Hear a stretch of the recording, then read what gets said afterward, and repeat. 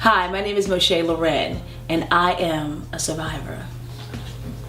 My journey through domestic violence started when I was 14 years old. I was in high school and I had moved to Willingboro, New Jersey, where I met my daughter's father, and he and I started dating. He was like the jock of the school, so he was really, really popular. I wasn't so popular. Internally or externally, I just wasn't popular.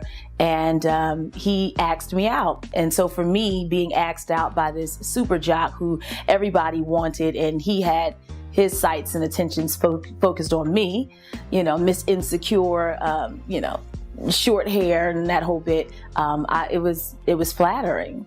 And soon after we got together, I started to see the signs of abuse, not recognizing them as signs, obviously, in the beginning, but in terms of him being very jealous of who I hung out with and who my friends were, to controlling where I went, to what I wore.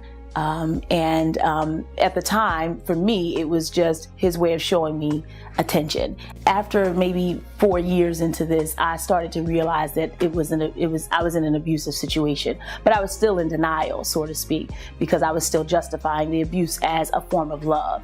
And no matter what friends and family members would say or how they would try to intervene, I always justified his actions because I thought maybe there was something that I was doing I could do better. And again, for me, it was the only love that I had known.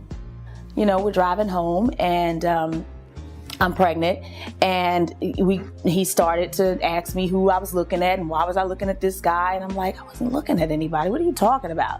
So then an argument ensues, and it got, you know, it escalated, and then finally as he was driving, he used his backhand and he turned around and he hit me from the driver's seat to the passenger seat with his backhand, hit me so hard that my front tooth here, this front tooth, the one to the left, it like touched my gum. That's how far back it was. It almost fell out, but it didn't.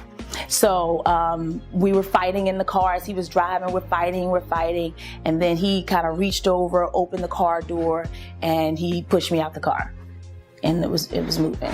And that was the straw for me, because I was pregnant at the time with my daughter, and I'm like, I gotta get out of here. I can't do this, because at this point I had more than just me to worry about. I had, you know, the life of this unborn child.